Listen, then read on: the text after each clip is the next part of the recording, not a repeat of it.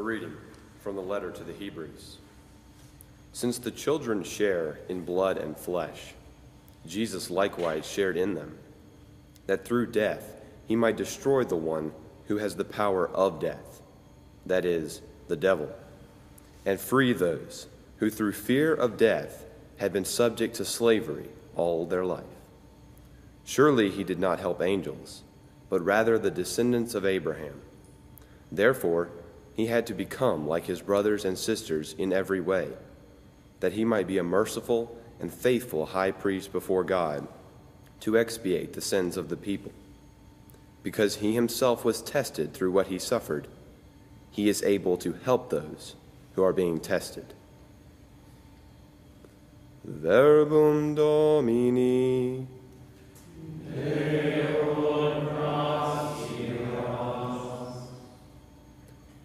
The Lord remembers his covenant forever. Give thanks to the Lord, invoke his name. Make known among the nations his deeds. Sing to him, sing praise. Proclaim all his wondrous deeds. Glory in his holy name. Rejoice, O hearts that seek the Lord. Look to the Lord in his strength. Seek to serve him constantly.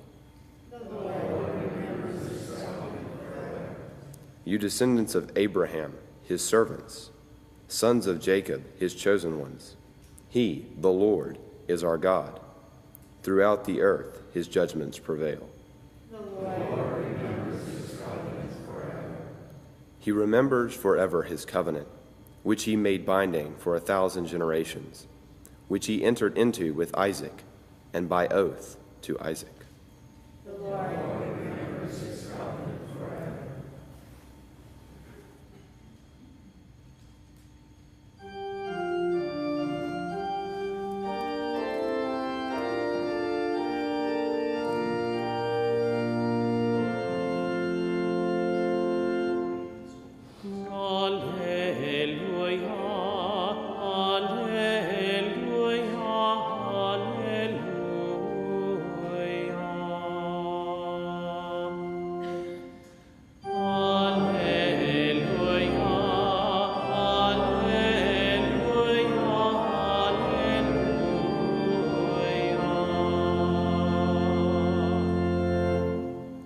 My sheep hear my voice, says the Lord.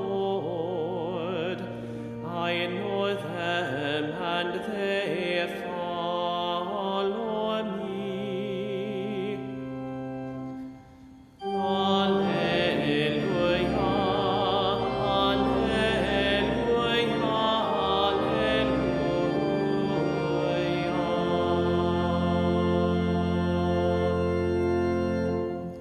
Dominus vobiscum, Et cum spiritu tuo. Lectio Sancti Evangelii secundum Marcum. Gloria tibi, Domine.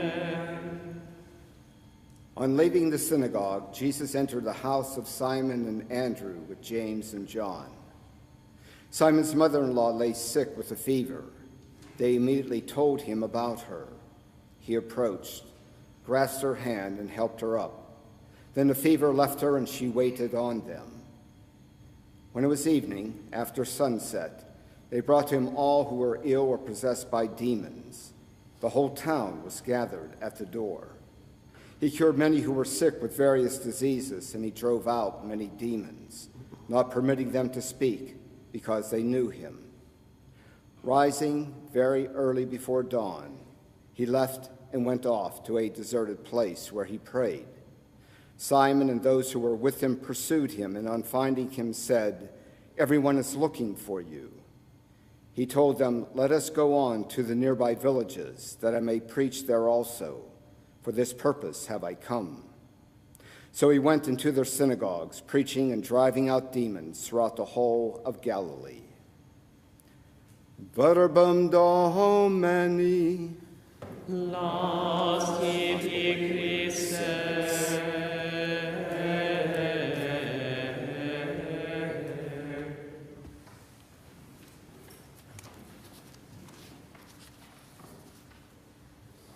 As we departed from the Christmas season with the celebration of the baptism of the Lord this past Monday, this marked the end within our Roman liturgical calendar of the Christmas season and the beginning of ordinary time. But if we do not cherish the departure of the Nativity creche just yet, we could hold on to an older tradition where the Christmas season lasts until Candlemas, 40 days after the birth of Jesus. And that celebration will be on February 2nd, when we do celebrate the Feast of the Purification of Mary and the Presentation of the Lord. Regardless, coming back to our Roman liturgical calendar, we have just celebrated the wonderful season of Christmas, and now we have entered into the important liturgical season of ordinary time. And if we reflect on the word ordinary, at least in common, typical English usage, it implies something that's very commonplace, or something that's very non-special, perhaps unimportant.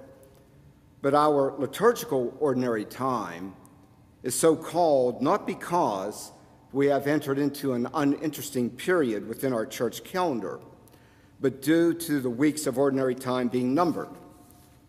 Ultimately, this is derived from the Latin word ordinalis, references an ordered, numbered series. Thus, ordinary time strongly represents the ordered life of our church, the times between our great celebrations, in this case, Christmas season, ordinary time, and then the Lenten season that will be coming within a few weeks.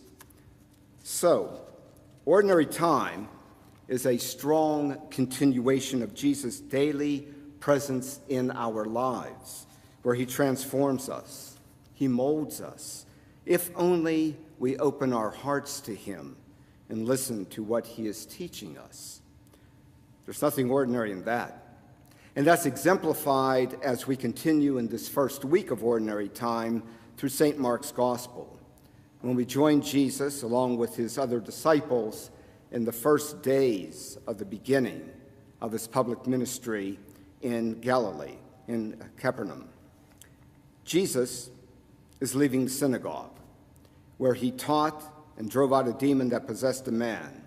And now he is entering the home as a guest, and perhaps to get a little rest and some food, the house of Simon Peter and Simon's brother Andrew. But upon entering, Jesus is told by Peter that his mother-in-law is sick with a fever. And without hesitation, Jesus approaches her, grasps her hand, pulls her up, and the fever leaves her. She then begins waiting on Jesus and the guests who entered the household. Now, there are some remarkable aspects of this first physical healing by Jesus. Remember, he had just started his public ministry. Peter's mother-in-law did not ask to be healed. She may very well not have known who Jesus was. She also may have been too ill to speak.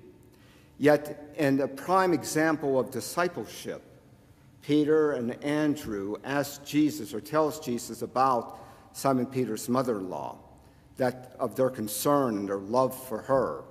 And Jesus, in his expression of love, immediately goes to her and to her aid. So this is, again, a good example of prime discipleship.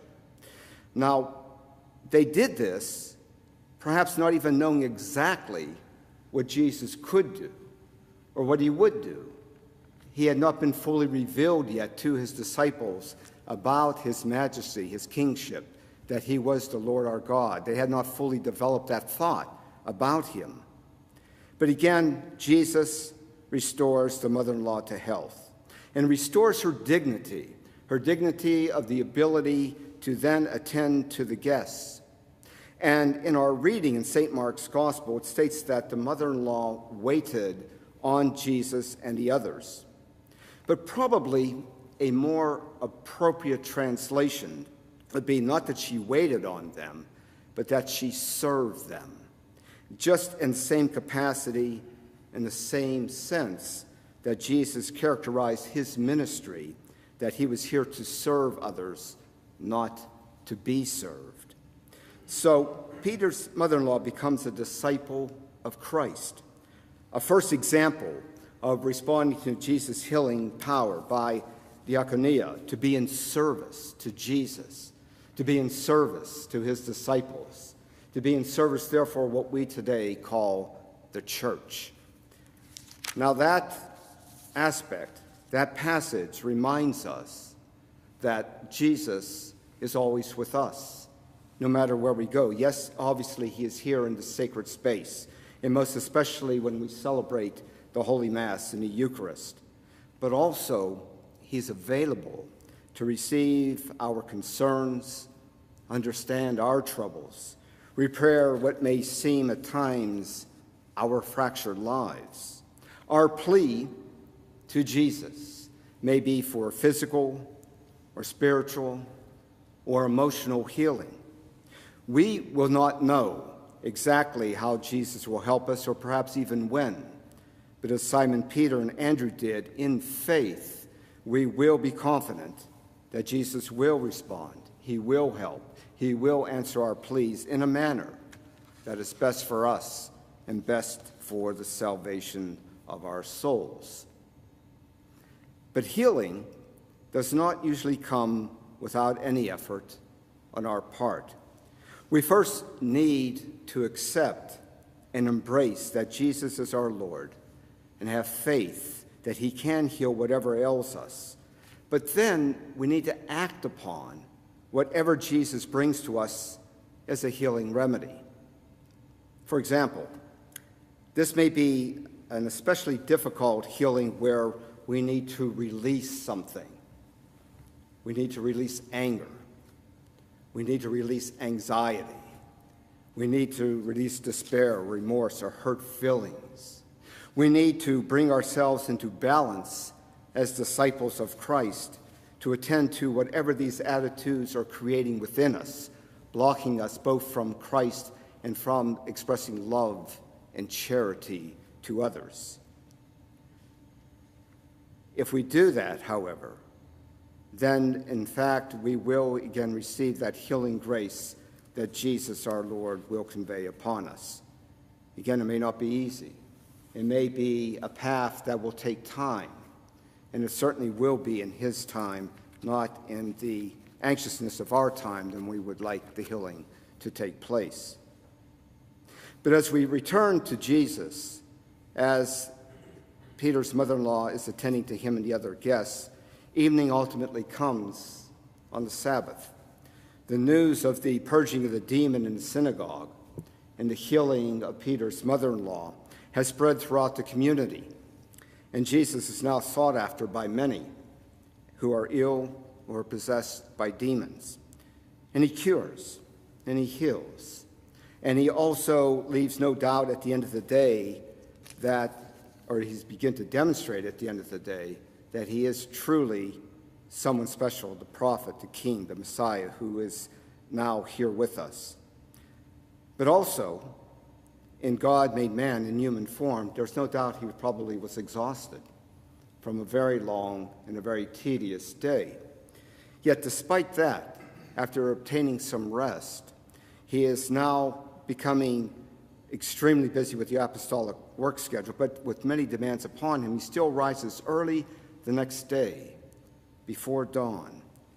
And so he goes to pray and be with the Father. He needs that time to renew his spiritual energy and to be in contact with his Father. He required this solitude and this silence to communicate heart to heart and with the Father, and to seek and feel the Father's love for him. For Jesus, prayer wasn't a leisure activity when he had time to do it, but an embracing one that was core and central of who he was in relation to the Father. It was his daily passion, as opposed to a daily chore.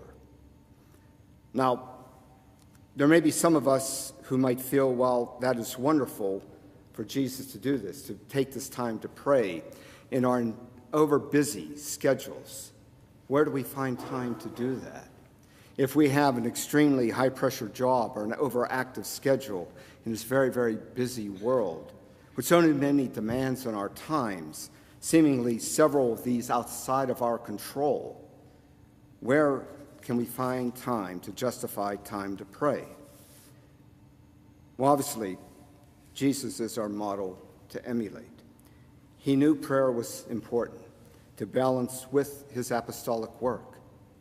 He made the time. It was part of his daily routine. If not already so, it should be that way for all of us.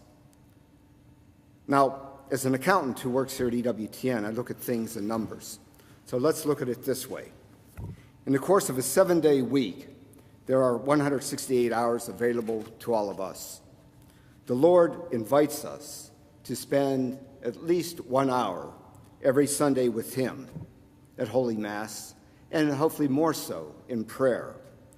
Now, in the course of the remaining 167 hours in the week, it would seem that plausible that we'd be able to plan and spend further time with the Lord through attendance at daily Mass, in adoration, in group or solitude prayer.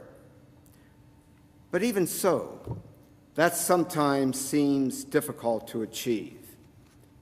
Another example, when I was ordained as a permanent deacon, I had the privilege of assisting many young couples to prepare for marriage. Now, many of these couples had very demanding jobs. They were in the ascendancy of their professional careers, a lot of hours at work, a lot of pressure, a lot of travel. And so when I would ask them about their prayer life, many would say, we just really haven't had a lot of time to do that, except perhaps to attend Mass on Sundays. Now, what I offered in a way of a solution to this particular dilemma, as a way of beginning to embrace a more robust prayer life, was to at first acknowledge some realities. That God created all of us and all that we see and sense around us. He created us in his image. And he provided us with certain gifts and certain abilities. And as such, our capability to work hard and to be successful, whatever vocation we had, whatever job we had, whatever profession we had, and even within the church, whatever apostolic work we were doing, that all that is attributable to him. Now, that sounds obvious, I know, to many who attend daily Mass, but accepting these realities for many of these young folks who were going to get married was sort of a revelation to them.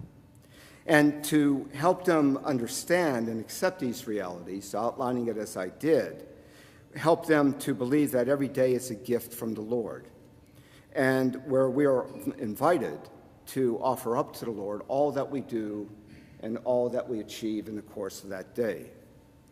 And it's a simple rendering of a simple morning prayer. Many of us know it, and probably many of us pray it, that it's called the daily offering to the Immaculate Heart of Mary. And so, Jesus, through the Immaculate Heart of Mary, I offer thee all my prayers and works and joys and sufferings of this day. Now, I would stop right there to just ask the folks if they would look at their work as a prayer to God. Most did not. It was something that they were challenged of how they could see God actually sometimes in their workplace. But taking the perspective of everything that they have, all the capabilities they have to do that job well, if they just offer up whatever happens to them in that course of that day, but also to be able to act in love and charity towards their fellow co-workers, whoever they were interacting with in that particular day, began to help change the perspective. And to continue on with the prayer that we offer all this in union with the holy sacrifice of the Mass throughout the world, and we offer them for all the intentions of Jesus' Sacred Heart, and the salvation of souls and the reparation for sins and the reunion of all Christians. Now, we offer all these intentions for all of our bishops and for all the apostles of prayer, and in particular for our Holy Pontiff, Pope Francis, for this particular month.